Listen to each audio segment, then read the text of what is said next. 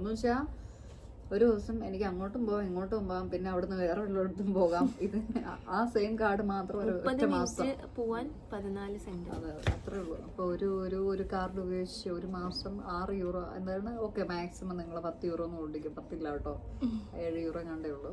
700 രൂപയ്ക്ക് ഒരു മാസം അങ്ങോട്ടും ഇങ്ങോട്ടും കവനാസിന്റെ നഗരവീഥികളിൽ കൂടി പാരേ നമുക്ക് പോകാം.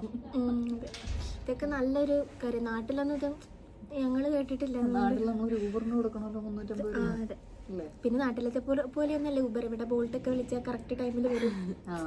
അപ്പൊ അതൊന്നും വലിയ ബുദ്ധിമുട്ടില്ല. നമ്മളെവിടെയെങ്കിലും പെട്ടുപോയി കഴിഞ്ഞാലും രക്ഷപ്പെടാൻ പറ്റും.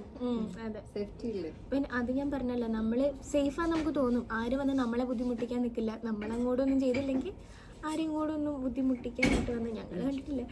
നമ്മൾ മാക്സിമം ഇവിടുത്തെ റൂൾസ് പാലിക്കുക, അത്രേ ഉള്ളൂ ചെയ്യും. കാരണം നമ്മുടെ നാട്ടിലെ പോലെ ഇപ്പോൾ വേസ്റ്റ് അവിടെ ഇവിടെയൊക്കെ ഇടുന്ന പരിപാടി അതൊന്നും ഇവിടെ നടക്കില്ല. തോന്നുന്നു ഭയങ്കര ക്ലീനാണ്. പിന്നെ ഓരോ സ്ഥലത്ത് ചെല്ലുമ്പോൾ ഇല്ല.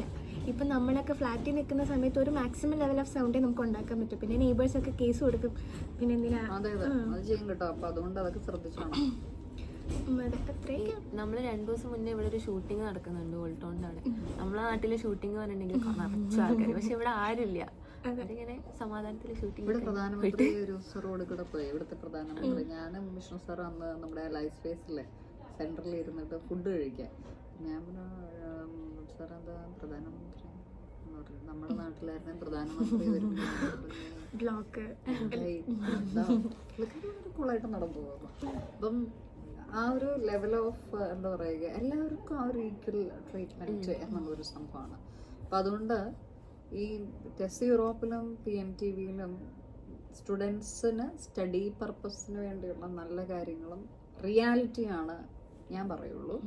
അപ്പം അതുകൊണ്ട് ബാക്കിയിരിക്കുന്ന ഏജൻസികൾ ആരും എന്നോട് സബ് ഏജൻഷിപ്പ് ചോദിച്ചുകൊണ്ട് വരണ്ട, ഞാൻ തരത്തില്ലാത്ത വേറൊന്നും കൊണ്ടല്ല. നിങ്ങൾ എന്തൊക്കെ വിളിച്ച് പറയാമെന്നുള്ളത് ഞാൻ കണ്ടു.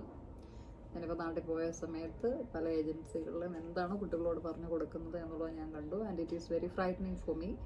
It will ruin my reputation. അപ്പോൾ അതുകൊണ്ട് ഞാൻ സബ് ഏജൻഷിപ്പ് ആർക്കും കൊടുക്കത്തില്ല. PMTVയിലേക്കും ടെസ്റ്റിലേക്കും ഡയറക്റ്റ് നിങ്ങൾക്ക് കമ്മ്യൂണിക്കേറ്റ് ചെയ്യാം. ഞാനും വിഷ്ണു സാറും കറക്റ്റായിട്ട് അത് ഗൈഡ് ലൈൻസ് തന്നോളും. PR-ൻ്റെ കേസിനെ പറ്റി സാറ് പറഞ്ഞിരുന്നില്ലേ, നമ്മളിപ്പം റിന്യൂ ചെയ്യണം ഇത് കഴിഞ്ഞിട്ട്. പിന്നെ എത്ര എമൗണ്ട് ഒന്നെങ്കിൽ അക്കൗണ്ട് വേണം, അല്ലെങ്കിൽ അത് വർക്ക് വിസ ആയിട്ട് കൺവേർട്ട് ചെയ്യണം. ഇതൊക്കെയാണ് ഓപ്ഷൻസ് പറഞ്ഞത്. അതെ, 5 വർഷം കണ്ടിന്യൂസ് ആയിട്ട് നിങ്ങളിവിടെ നിൽക്കുക. രണ്ടാമത്തെ കേസ് കിട്ടണേ.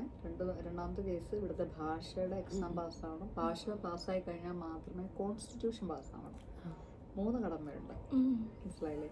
അപ്പോൾ ഇത്രയും പാസ്സായി പിന്നെ നിങ്ങൾക്ക് ഒന്നെങ്കിൽ ജോലി ഉണ്ടെങ്കിൽ ജോലിയുടെ സർട്ടിഫിക്കറ്റ് സാലറി ഒക്കെ വെക്കുക. ഇല്ല എന്നുണ്ടെങ്കിൽ അപ്രോക്സിമേറ്റ്ലി ഒരു ഞാനൊക്കെ കൊടുക്കുന്ന സമയത്ത് ഒരു 16 ലക്ഷം രൂപയൊക്കെ മിനിമം അക്കൗണ്ടിൽ ഇട്ട് കാണിക്കണമായിരുന്നു.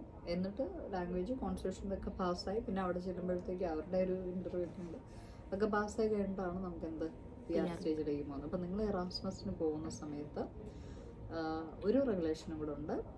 PR-ന് 5 വർഷമാണ് ഇവിടുത്തെ TRP. അപ്പം നിങ്ങൾക്ക് ഇപ്പോൾ 2 വർഷത്തെ TRP ഉണ്ട്. നിങ്ങളൊരു 2 വർഷം കൂടി ഇവിടെ ജോലിക്ക് നിൽക്കാമെന്ന് വിചാരിക്കുക. നിങ്ങൾക്ക് ഈ 2 വർഷം കഴിയുമ്പോൾ ഇവിടുത്തെ 1 വർഷത്തെ സ്റ്റേ ബാക്ക് ഉണ്ട്. അപ്പം 3 വർഷമായി ഇല്ലേ? പിന്നെ ഒരു 2 വർഷം ഇവിടെ ജോലി ചെയ്യണം. അപ്പം 5 വർഷമായി. ക്ലിയർ ആകുന്നുണ്ടോ? അത് കഴിയുമ്പോൾ നിങ്ങൾക്ക് ഇവിടെ കൊടുക്കാം.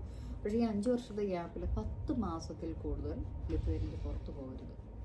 ക്ലിയർ ആയോ? എന്ന് പറഞ്ഞു കഴിഞ്ഞാൽ എറാസ്മസിന് 4 മാസം പോയി, എറാസ്മസ് സ്റ്റഡീസിന്. ഇന്റേൺഷിപ്പിന് നിങ്ങളൊരു 5 മാസം പോയി. അപ്പോൾ 5, 4, 9 മാസമായി. 10 മാസം കൂടുതൽ പോയാൽ എന്തായി? ഇവിടെ PR-ന് കൊടുക്കാൻ എലിജിബിലിറ്റി ഇല്ല. അത് ഓർക്കണം കേട്ടോ. നാട്ടിലത്തെ ഏജൻസികൾ എഴുതിയെടുക്കുമ്പോൾ ഈ പോയിന്റോടെ ഒന്ന് എഴുതിയെടുക്കണം. അപ്പോൾ ഇത് നിങ്ങൾക്ക് അറിയില്ലെങ്കിൽ നിങ്ങൾ നിങ്ങളുടെ ഫ്രണ്ട്സിന് പറഞ്ഞു കൊടുക്കണം. PR നോക്കുന്നുണ്ട്. അപ്പോൾ ഇങ്ങനത്തെ കാര്യങ്ങൾ ശ്രദ്ധിക്കുക. ജോലിയിലേക്ക് പ്രവേശിക്കുകയാണെങ്കിൽ ഡെഫിനറ്റ്ലി ജോലിയുടെ ഇതിൽ നിങ്ങൾക്കത് കണ്ടിന്യൂസ് ആയിട്ട് പോകാനായിട്ട് സാധിക്കും. ദയവ് ഇതാരും ടാക്സ് വെട്ടിക്കാവുന്ന ടാക്സ് അടയ്ക്കാതിരിക്കാവുന്നൊന്നും ചിന്തിക്കരുത്. ടാക്സ് ഒക്കെ അടയ്ക്കാതിരുന്ന് ടാക്സ് വെട്ടിച്ച് ഓവർ ടൈം ഒക്കെ ചെയ്യാൻ പോയ പിള്ളേർക്കൊക്കെ TRP റിന്യൂവലിന് ഇപ്പോൾ കൊടുത്തപ്പോൾ അത് ക്യാൻസലായി തിരിച്ച് ഇന്ത്യക്ക് പറഞ്ഞു വിട്ടിട്ടുണ്ട്. അപ്പോൾ ടാക്സ് അടയ്ക്കണം, സ്വാതന്ത്ര്യം അടയ്ക്കണം, അതായത് ഹെൽത്ത് ഇൻഷുറൻസ് എന്ന് പറയുന്നത് അറിയാമല്ലോ, അടയ്ക്കുന്നില്ല, കുട്ടി അടയ്ക്കുന്നുണ്ടല്ലോ, ജോലിക്ക് കയറിയൊന്നും അടയ്ക്കുന്നുണ്ടല്ലോ. അപ്പം ടാക്സ്, സ്വാതന്ത്ര്യം ഇതൊക്കെ കറക്റ്റായിട്ട് അടച്ചു വെക്കണം. ഇതിനൊക്കെ പെൻഡിങ് വന്നു കഴിഞ്ഞാൽ TRP ഇന്ത്യയിൽ നിന്ന് കിട്ടി ഇവിടെ വരുന്നത് 2 വർഷത്തേക്ക്. 2ാമത്തെ വർഷം കഴിഞ്ഞ് നിങ്ങളത് റിന്യൂ ചെയ്യണം ഇവിടെ നിന്നുകൊണ്ട്. റിന്യൂ ചെയ്യുന്ന സമയത്ത് നിങ്ങൾക്ക് ഇങ്ങനത്തെ എന്തെങ്കിലുമൊക്കെ പെൻഡിങ് ഉണ്ട്, എന്തെങ്കിലുമൊക്കെ പ്രശ്നങ്ങളുണ്ടെങ്കിൽ നിങ്ങൾ TRP റിന്യൂ ചെയ്ത് കിട്ടില്ല, തിരിച്ചു പറഞ്ഞു വിടും. അപ്പോൾ അതുകൊണ്ട് ഈ വക ഒരു റിസ്കുകളും ഒരു കുട്ടികളും എടുക്കരുത്. ഇപ്പോൾ ഞാൻ ഈ പറയുന്ന കാര്യങ്ങൾ ഇവിടെ നിൽക്കുന്ന കുട്ടികൾക്കും ബാധകമാണ്. നിങ്ങൾക്കും കേൾക്കാൻ താല്പര്യമുണ്ട് കേൾക്കുക. അപ്പോൾ സീരിയസ് ആയിട്ട് പഠിക്കാനായിട്ടുള്ള കുട്ടികൾ, you are most welcome. At the same time, you will be able to build a great career, and also you have job possibility opportunities. Plus, you must study the local language. ജനുവരി മാസം മുതൽ അത് കുറേ കൂടി strict ആവുകയാണ്, especially bolt വോൾട്ടൊക്കെ ഓടിക്കാനായിട്ട്, അല്ലെങ്കിൽ കൊറിയറിന് വേണ്ടിയൊക്കെ. കാര്യം നിങ്ങൾ ഇവിടുത്തെ കോൺസ്റ്റിറ്റ്യൂഷൻ പ്രകാരം ഇവിടുത്തെ സിറ്റീസിനുള്ള അവകാശം എന്താണ്? ഞാനൊരു സർവീസ് എടുക്കുകയാണ്, അതായത് എനിക്കൊരു സേവനം വേണം, ആ സേവനം എനിക്ക് എൻ്റെ ഭാഷയിൽ കിട്ടണം, അതിനുള്ള അവകാശം ആർക്കുണ്ട്? എനിക്കുണ്ട്. ഇതാണ് ഇവിടുത്തെ റെഗുലേഷൻ, അത് ഇവരുടെ കോൺസ്റ്റിറ്റ്യൂഷൻ. നമ്മളാണെങ്കിലും നമ്മൾക്ക് ഇന്ത്യൻ ഭരണഘടനയിൽ നമുക്ക് എല്ലാ അവകാശമുണ്ട്, ഇവർക്കുള്ള അവകാശം ഇത്. അപ്പം നമ്മളിവിടെ ഫോറിനേഴ്സ് സ്റ്റുഡൻസ് വന്നിട്ട് ഇവരുടെ ഭാഷ പറയാതെ ഇംഗ്ലീഷ് ലാംഗ്വേജിൽ പറയുമ്പോഴത്തേക്ക് അത് ഇവരുടെ അവകാശ നിഷേധമല്ലേ? അപ്പോൾ ഇങ്ങനെയുള്ള കാര്യങ്ങൾ പറഞ്ഞുകൊണ്ട് മൈഗ്രേഷൻ റെഗുലേഷൻ ചേഞ്ച് ചെയ്യും, ഉടനെ അത് സാങ്ഷനാകും. ഈ കാര്യവും നാട്ടിലുള്ള ഒരാളും നിങ്ങളോട് പറയാൻ നിൽക്കത്തില്ല. അപ്പോൾ അതുകൊണ്ടാണ് നിങ്ങൾ ദയവീതിയിൽ ഇങ്ങോട്ട് വരാൻ ഉദ്ദേശിക്കുന്ന കുട്ടികളുണ്ടെങ്കിൽ മസ്റ്റായിട്ട് ലാംഗ്വേജ് ഇപ്പോഴേ പഠിച്ചു തുടങ്ങിക്കണം. എങ്ങനെയാണ് പഠിക്കുന്നത്, എവിടെയാണ് പഠിക്കുന്നത്, ഏതൊക്കെ ഫ്രീ പ്രോസസ്സ് ഉണ്ട്, എന്തൊക്കെയുണ്ട്, ഇതൊക്കെ ഞാൻ പറഞ്ഞുതരാം. നിങ്ങൾ എനിക്കൊന്ന് പേഴ്സണൽ മെസ്സേജ് ഞാൻ പറഞ്ഞുതരാം. ഓക്കെ, വേറെ എന്തെങ്കിലും എന്നോട് സംശയം ചോദിക്കാനുണ്ടോ സ്റ്റഡി പരമായിട്ട്?